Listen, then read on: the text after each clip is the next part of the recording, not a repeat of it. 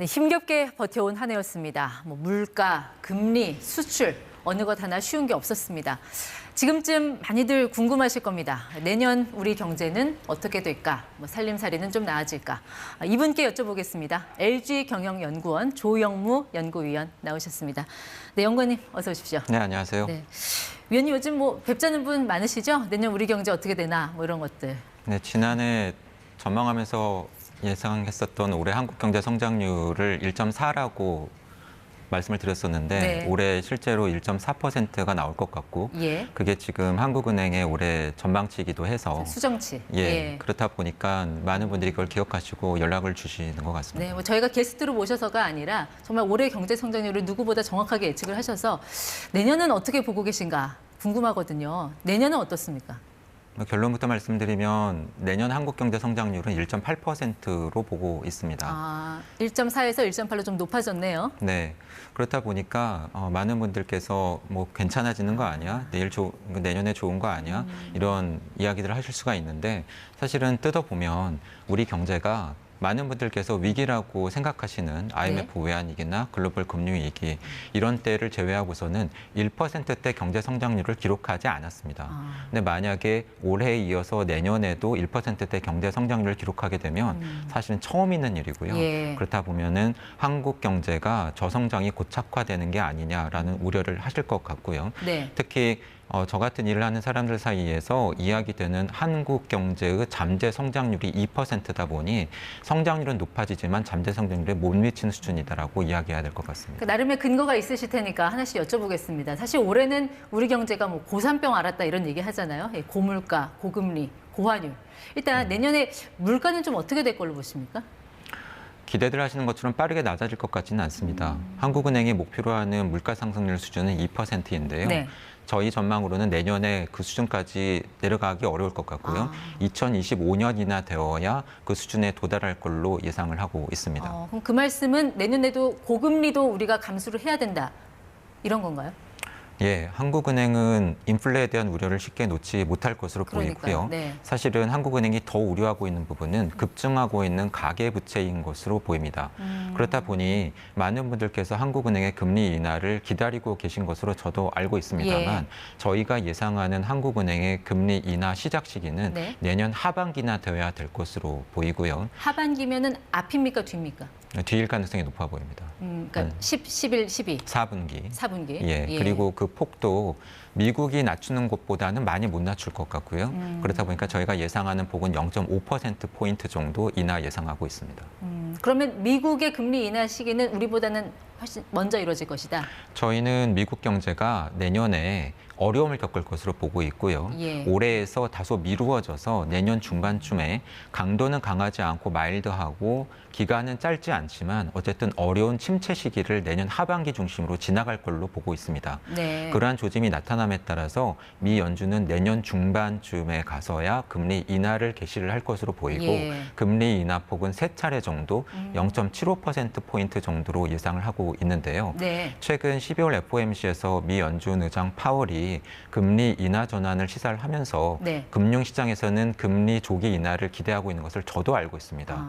금융시장의 지금 기대는 내년 1분기쯤에 인하가 시작되고 내년에 6차례 정도 금리 인하하는 것을 지금 반영하면서 주가가 오르고 있습니다만 제 판단으로는 금융시장이 올해 2~3번 경험했던 것처럼 이번에도 다소 앞서가고 있는 것으로 보입니다. 그러니까 한미 간의 어떤 금리 격차를 감안했을 때 우리가 선제적으로 내릴 가능성은 없다고 어렵다. 보시는 것 같습니다. 우리가 한국 경제를 예측할 때는 우리가 워낙 이제 대외 의존도가 높다 보니까 중국하고 미국을 먼저 예측하고 나서 우리 경제를 예측을 하잖아요. 일단 미국은 좀 경기 침체가 올 거라고 예상을 하셨고 중국은 어떻게 보고 계십니까? 제가 예상하는 중국 경제 성장률은 올해 5%인데요. 내년엔 4.3% 정도로 낮아질 걸로 보이고요. 특히 올해 여름에 경험했었던 중국의 부동산 시장발 부채 불안은 앞으로도 공산당의 부동산 시장에 대한 정책 기조가 바뀌지 않으면서 간헐적으로 계속해서 반복될 걸로 보입니다. 다만 그것이 금융시장 전체를 뒤흔드는 시스템 리스크로까지 번질 가능성은 낮게 보고 있습니다. 그럼 미국하고 중국 시장이 그렇게 좋지 않을 거라는 전망은 다시 말해서 우리나라 같으면 수출도 쉽지 않겠다.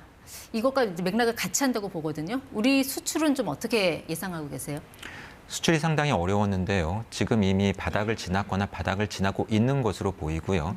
하지만 내년이 되더라도 회복세가 강하지 않고 상당히 느리고 완만할 것으로 보입니다. 네. 특히 내년에는 미루어진 반도체 경기의 회복이 그나마 조금 나타나면서 수출을 주도할 것으로 보이는데 그 이야기는 결국은 훨씬 더 많은 나머지 품목들, 산업들은 수출에 어려움을 겪을 가능성이 높다라고 하는 부분이고요.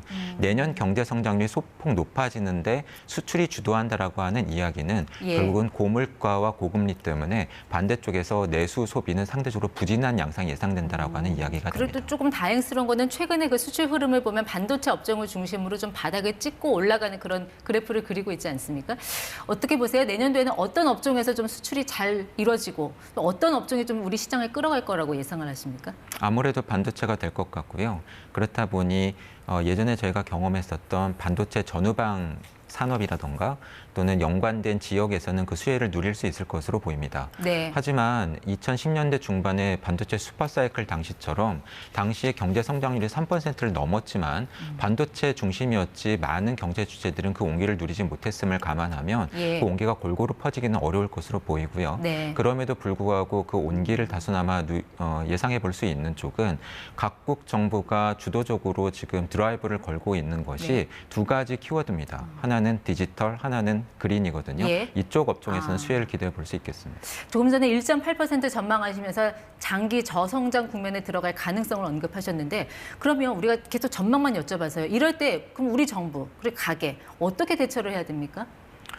일단은 장기적으로 볼 때 우리 경제 전망을 어렵게 보는 중요한 이유가 저출산 그리고 인구가 줄고 있다고 하는 부분입니다. 이 부분과 관련해서 보다 더 적극적인 정책 드라이버가 나와야 될 것으로 보이고요. 아무래도 수출 위주의 산업 구조는 유지될 가능성이 있기 때문에 우리 수출의 활로를 찾기 위한 신성장 산업 발굴이라든가 신시장 개척이 필요할 것으로 보입니다. 맞습니다. 조금 전 위원님께서 우리 경제의 뇌관으로 이제 부채를 말씀하셨잖아요. 지금 뭐 태형건설 사태도 있고 기업 부채, 뭐 가계 부채, 정부 부채 뭐 하나 녹록한 게 없는 것 같습니다. 그런데 정부는 지금 재정 여력이 없다고 하지 않습니까? 빚은 늘어났는데 재정은 못 쓰겠다. 그러면 결국 계속 빚내서 돈 쓰란 얘기인데 어떻게 좀 대처를 해나가면 하면 좋겠습니까? 저희 가게에서는. 딜레마 상황입니다. 자금 시장 불안이라던가 부동산 경기 또는 건설업 상황을 감안을 하면 돈을 풀어야 될 것 같은데 급증하는 가계부채 때문에 정부가 돈을 푸는 데는 상당히 주저할 가능성이 높습니다. 금리 인하 시기가 늦어질 걸로 예상하는 것도 사실은 그것 때문이고요.